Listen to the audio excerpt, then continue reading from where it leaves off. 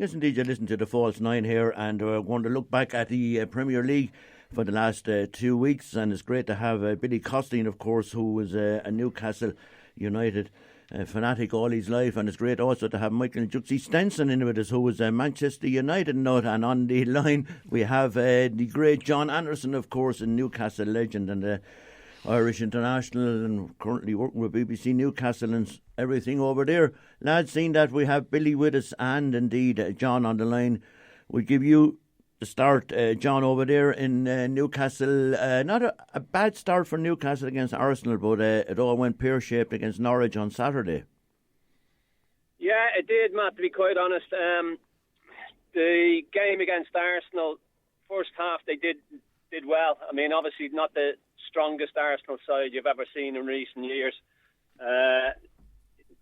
Mistake led to the goal. Probably deserved a point out of that game, but ended up getting nothing. And they got exactly what they deserved at the weekend at Norwich. They were very poor. They individually and collectively we were poor all over the pitch, and lucky to only get away with a 3-1 scoreline, to be quite honest. And I thought a lot of people thought Norwich would be a bit fragile after being hammered 4-1 by Liverpool. Yeah, I mean, to be fair to Norwich, their first home game of the season, they had a right go. They were decent, they were neat, they were tidy. But we gave them far, far too much room. You know, gave them too much respect. It was far too easy for them. And they deserved to win it. You know, they played well on the day, but they didn't have to beat too much because, as I say, we were really poor. Yeah, well, John, as the fella said, I suppose Steve Bruce, mixed feelings about his appointment there, as you know, and early to make a call on it. Yes, as the fella said, we have to be very careful about that. But at the end of the day, he's not doing himself any favour, certainly not picking up anything at all from the first two games. And now, next weekend again, they're away at Spurs, which is adding to the pressure. And you know yourself, we only know too well about what it's like up there, 53,000 people. It's not nice to have them on your back, particularly this early. Yeah, I mean, to be fair, Billy, you know, there was an awful lot of supporters didn't want him in the first place. I think he was always on a hiding to nothing unless he started very well. You know, I think the knives were out from straight away. The start that he's had hasn't helped the situation for him at all. It doesn't get any easier. As you say, go to Spurs next weekend. They've then got Leicester in the League Cup, and then a trip. They got Watford here, and then a trip to Liverpool. So it doesn't get any easier. And the performances haven't been great. And he's under the microscope. That's for sure. You know, he needs a result, and he needs a result quickly. And the way that it's going, it's hard to see where that result is coming from. Michael, Duxie Stenson, what's your view on the Newcastle situation? I've only looked at the two games, and I think he needs a bit of help, Bruce, you know, and a bit of time, because it's hard to judge on two games, you know. You know, the girls, I mean, they're all trying their best, and you just hope that a break comes along. They get one win and they could be up and running, you know. But it does take a bit of time, like, you know, I think. That's a fair point, Michael, actually, because they went 10 games at the start of last season without a win. You know, 10 games without a win in the Premier League. They didn't jump on Benitez's back. He was given the time, and I agree with you. I think he needs a little bit of time, but I think the fact that the majority of supporters didn't want him in adds to that pressure as well. You know, I think he's under scrutiny straight away. But I agree with you, Michael. I think he needs a little bit of time, needs a little bit of leeway. Whether he gets that or not now, that remains to be seen. Yeah, it's a result-driven business, isn't it? As you know, John, like, and you know, people don't hang about anymore; they just get rid of guys, you know. Yeah, especially in the Premier League where all the money is. You know, the chairman, owners of football clubs now, their main priority is to stay in the Premier League. It's not cup competitions, nothing like that, because that's where the big finances is. You cannot afford to get relegated from the Premier League now. So if it starts going pear-shaped, the manager is the first one to go. He gets the bullet straight away.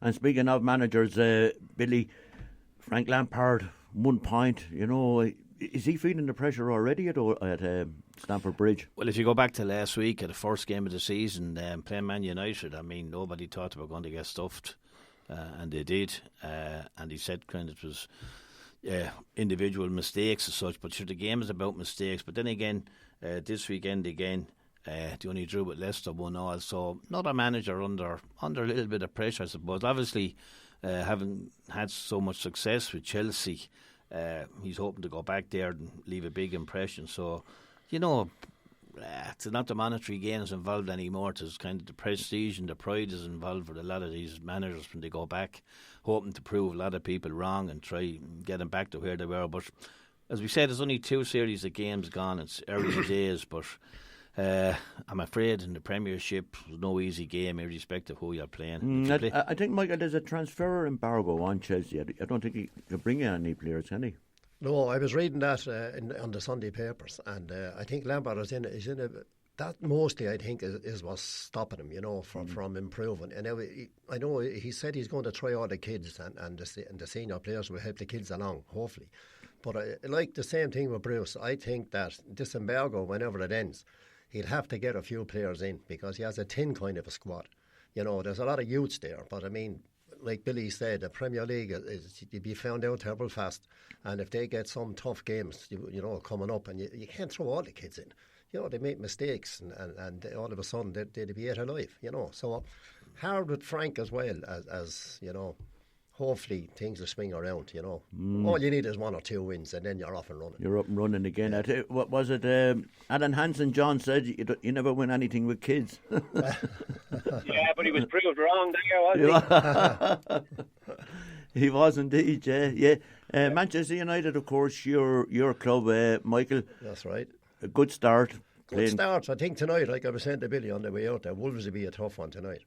And I think that if we don't do well tonight, and all the good work has gone already, you know, the last match, and so I'll be watching it in one of the pubs somewhere. But hopefully we'll get a few goals and keep a clean sheet. And then, like I said, with the new players we got, this new right full we have, and hopefully the thing will be a lot better than last year. Last year was deplorable the way we ended up, you know. We lost a pile of games on the run-in, which we shouldn't have lost. But I think the players lost faith. And there was a lot of trouble going on, you know, fellas trying to get away and that. Now, hopefully they are gone. But we just see what happens if Pogba plays like he can play. It'll be great for the middle of the field, you know. Yeah, does Pogba want to play though, John? That's the big question. We keep reading that he wants to get out of Old Trafford. Yeah, there's an awful lot of rumours about Pogba. He's a little bit of an enigma, to be quite honest. On his day, he can be outstanding. I think it depends on what side of the bed he gets out of in the morning, to be quite honest. Or whose bed, John? Whose bed? I mean, there's no doubt about it. He's a quality player. And Manchester United, they've had a great start. There's no doubt, you know, bringing in Basaka, £50 million, Maguire, £80 million, you know. Maguire was outstanding against Chelsea as well, played well. I think the 4-0 flattered them a little bit. You know, Chelsea hit the post and hit the bar in that first half. They go in, it could have been a different game, but difficult game for them tonight. Wolves, good side, a lot of energy about them, high press, get in and around you. You know, but I think Manchester United go into it full of confidence, and so they should after a 4-0 win against Chelsea. Manchester City, Billy, of course, dropped 2 points at the weekend. Yeah, you know, a lot of people are asking us over the last 2 or 3 weeks prior to the Premiership kicking off, well, what do you think will it be a 2-horse race? My answer to that was I just said I think you know, Chelsea, Arsenal might push them again, and United obviously, but being realistic about it, the way things are shaping up, still looking like a 2-horse race, even though it's this early. But Manchester City, from their own point of view, winning 2-1 against Spurs and letting Spurs back into the game and drop 2 valuable points at home, you know. Down at the other end of the table, I suppose, John, I was looking at Sheffield United yesterday. I thought they looked pretty handy. Yeah, decent. The one thing I would say is about a lot of these sides that get promoted, newly promoted sides, first 4 or 5 games, it's a lot of adrenaline. You know, adrenaline gets you through games and you might pick up points. But then the reality of the Premier League and the pace of the Premier League kicks in. It's been a decent start for them. You know, was it 4 points from their opening two games? Yeah. You know, it's a good start, but you know, I think there's tougher games to come for them. I think Crystal Palace could struggle this season. I think, you know, the fact that they didn't let Zaha go, I think there could be a little bit of an unrest in that camp. I think Crystal Palace could struggle this year. What would you think, Michael, about Crystal Palace? I think so. I think they're a bit of an enigma some of the times. You know, I mean, I watch them on the Saturday nights, and they have some good players there, and a good manager, Roy Hodgson. But you know, you don't know what way they'll pan out with these fellas, because they seem to be great one day and poor the next day. And I'd say Roy is probably a ulcers trying to keep an eye on this team. You know, but they're great one week, they're bad another week. My nerves would be gone if I was even playing with that crowd, you know. Billy Costine, what's your view on Palace? Crystal Palace, I mean, they struggled last year, and they might be back down there again this year. But it's true, there's no consistency there in that play. They're up to winning 1 week, losing the next week, but you just have to get a bit of consistency to keep you, you know, away from the danger zone. But Southampton too, another team. Yes, Liverpool beat them 2-1 on the weekend, and in the first game they were hammered 3-0 by Burnley. So when you add it all up, Southampton certainly could be down there as well. You know, a lot can happen. You know yourself. It's all about 2 or 3 results, 9 points, 2 or 3 defeats. You're down 9 points, you know. And not bringing in Manchester United fans anymore. They're dismantling the dismantling the team as well. They're dismantling the thing here, John. Any other teams? Aston Villa, Smith, 2 games, 2 losses. Spent a lot of money in the summer as well. Bad goals that they gave away at the weekend as well. I mean, the goalkeeper giving the penalty away was silly penalty to give away. I think that they're finding out that, you know, mistakes that you could make in the Championship and get away with, you can't do that in the Premier League. And they've got to learn, and they've got to learn quickly. You know, 2 games, no points on the board. You know, so it's for all the money that they've spent, you know, questions will start being asked of them as well. Billy, Aston Villa looks like a long season. Aston Villa, now you said it. Of course, I don't think originally they were everybody's favourite team to come up last year, but they got there to the playoff final and beat Derby handy on the day, and now they're up at the big boys, back again from where they were a few years earlier. So this weekend they're home to Everton. As we know, Everton won on the weekend 1-0. So they had to put points on the board, like, you know, and as simple as that. You, Michael, on him? No. Who? Aston Villa? Yeah. Like Billy just said, I think that I think they staggered up last year. They got a few breaks and they run in and they got up. But I think they need a few players. You know, they'll have to have a few decent season players to cope in this Premier League this year. And I hope they're not thinking they're going to now either win it or third or fourth. I think the middle of the table with this crowd. You know, it's amazing. We've been speaking, John, for the best part of 15 minutes, and we haven't mentioned Arsenal yet. They look exciting, don't they? Yeah, I mean, obviously, I saw them on the first game of the season. They were here. A lot of young boys in there. Didn't play any of their new signings. They looked a typical Arsenal side. You know, played it around nice, good football inside, but you just think against the Manchester Cities, the Liverpools, they're going to struggle defensively. They still need a centre-half. They need a dominant centre-half. They'll always give you opportunities. And, you know, that's an area that's caused them problems for years, and they've never rectified it. They brought this David Luiz in from Chelsea. He doesn't convince me from a defensive point of view. Decent footballer, but another one he's not dominant. He'll always give you opportunities, but I think Arsenal, as I say, good football inside, but I think against the big sides, against the Cities, against the Liverpools, they could struggle. Well, John, they'll be put to the test this weekend. As you know, they're playing at Anfield, and that is the pick of the games on the weekend. So we should have a fair idea where they're going after that. Like, obviously, possibly pick up a point there, but I mean, very hard to call it. Yeah, I watched them against Burnley. They weren't over impressive. I thought Burnley were a little bit unfortunate to get bet.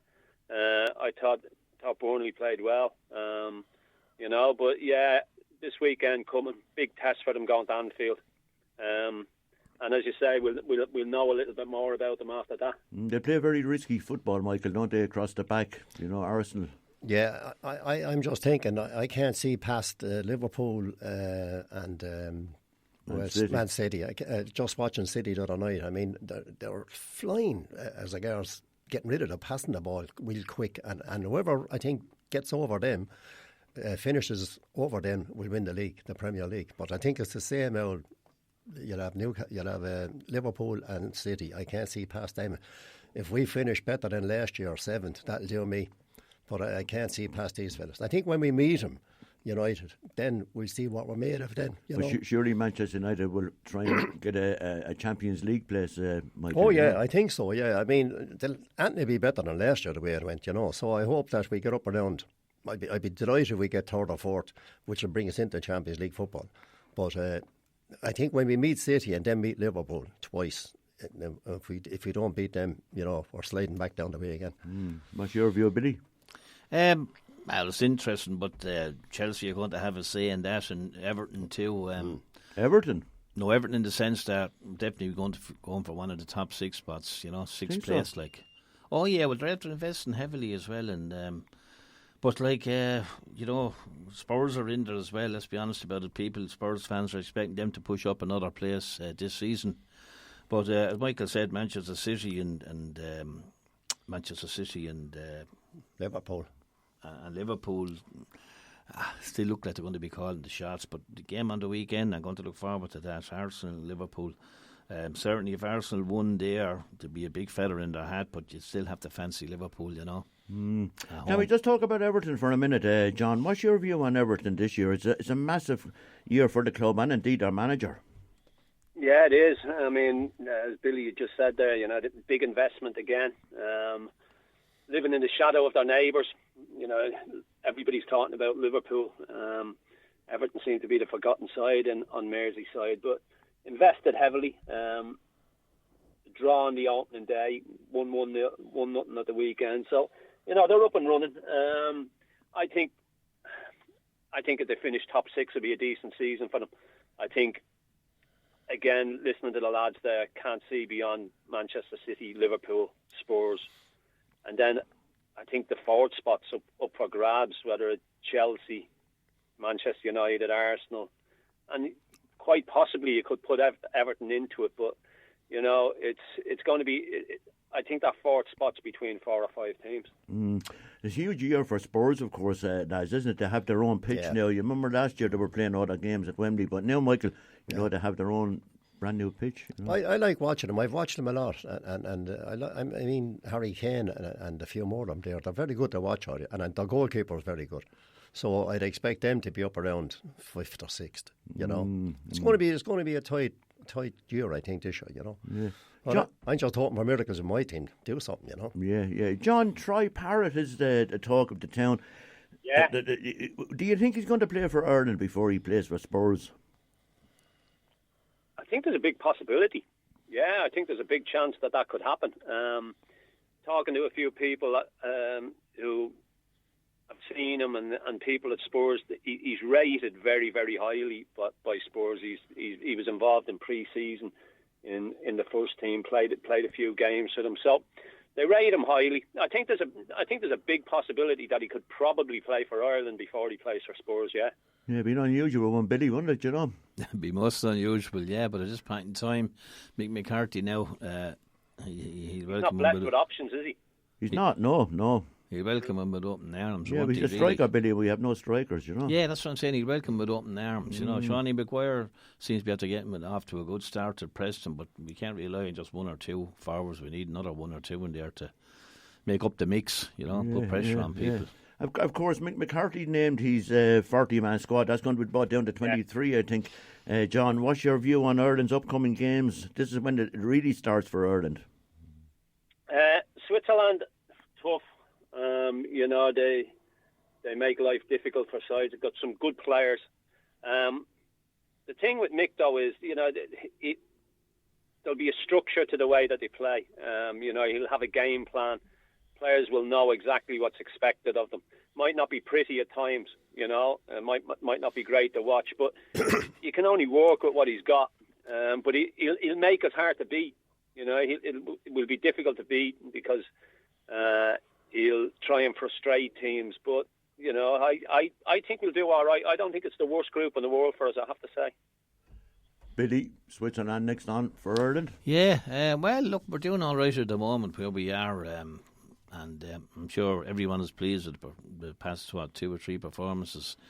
But Switzerland are still the main threat in that team and that group, and certainly have to be in your home games and see how you go for the away fixtures. Then But well, forward like Robbie Keane, whatever you say about him, gave marvellous service, and his track record is there, like for putting the ball in the net. And we have to try and find someone, and the other fella, Jonathan Walters' career finished, so we have to hope someone comes along and starts putting the ball in the net. And I mean, it's far easier to keep the game tight than what it is to score. Scoring, as you know, is hardest part of football, putting the ball in the net. What's your view on the Republic of Ireland at the moment, Michael? I'm agreeing with Billy. Just exactly what he's after saying there. I mean, they keep it tight and they're hard to beat, but like Billy said, you have to get someone up at the other end of the pitch to get a few goals for us. I mean, over the years we're watching defensive heroics non-stop, goalkeepers, the whole lot. But I'd rather see someone that's wicked dangerous for us up front, that when you pump it up to him, you're expecting something off him. Not back the whole way, back defending non-stop. I mean, we saw that, and like Billy said, Switzerland will be an awful hard team to beat. I think they're a great side, and unless we, put out all the stops. But it's going to be interesting, yeah. But we need forwards. We need forwards to get a goal. We do, but international football, John, is different, isn't it? You can't go out and buy players that's what we're talking about, Parrott and these guys. Yeah. I mean, that's the thing. You're dealt the hand that you've got. We haven't got. We're not blessed with superstars. You look at it. You look through the squad. There's not too many of them playing Premier League football. In fact, there's none of them playing at the top sides. You've got nobody at Liverpool, Manchester City. Young Parrott's at Spurs, okay, but he's not in the first team. Manchester United, we've got no top Premier League players. And as I say, you've got to make do with what you've got. A lot of players playing in the Championship, good, honest players. But at international level, when you play against the top boys, if you haven't got top players yourself, it's always going to be a struggle. Yeah, and I know he has a lot of faith in Alan George, and he's playing for my club in League One now. Alan George, and he's really praying that he will be fit for this match. And it says something about a League One player, is going to be vital for Ireland. Well, I mean, Alan George isn't a bad player. He's a good player in his own right. But if he was a top player, he wouldn't be playing in Division 1. He'd be at a Premier League club. And that's the way you've got to look at it. We've got good, honest players who have pride in pulling the green shirt on and will give you everything that they've got. They'll give you 100% every game. But work rate alone, when you come up against top sides, isn't going to cut it. You need quality in there, and unfortunately, we haven't got enough quality within the squad. It's a great point from John, isn't it, Billy? Yeah, like I said, Big has to make the most of it. But look, Ireland are still the jersey. It's all about what you think of it when you get a chance to put it on you. And playing at home, we probably will be getting full houses up there, and that means a lot when you're playing at home. But going away too, of course, you can't be playing cavalier football. You gotta see what way things pan out and plan it accordingly and everything. But I think putting the ball in the net is still our biggest problem at the moment. You can't beat the honesty and endeavour that the players are going to put in. We all know that before the ball is kicked. But as John said, it'll only bring you so far. I mean, nothing wrong with effort and commitment, but when you come to the finer points in the game, Mm-hmm. Okay, look, lads, it's been great speaking to you, John. So you're looking forward to the season ahead over there, Newcastle? if the opening 2 games are anything to go by, Matt, no. It's going to be a well season. I mean, we go to Spurs this weekend, and on the evidence of what I've seen so far, very, very difficult to see us getting them. And as I say, could be a long old season, could be a long old winter for us. My God, the tears are pouring out of Billy Costine's eyes here. Yeah, there you go. Try and say something positive to him, will you? They're passing out the tissue, John. They're passing around the tissues, yeah. And for our Michael Duxie Stenson here, you're hoping for the best for Manchester United. Oh God, yeah. Like I was saying, if we finish, we should hopefully we finish the top 4, get that Champions League football, and just improve on last year. You know, and without players disappearing again, you know, across the pond. So I'll settle for that. Great stuff. Lads, great to have you in. Great to have you again, John. Hopefully we speak again in the very, very near future. Yeah, pleasure. Great to talk to you, lads. All Good to talk to you, John. Take care, John. Take care. All the best, boys. Take care. God bless. All the best. That's great stuff. That's this week's edition of the False Nine. Damien Tiernan will be back in the chair later on in the week.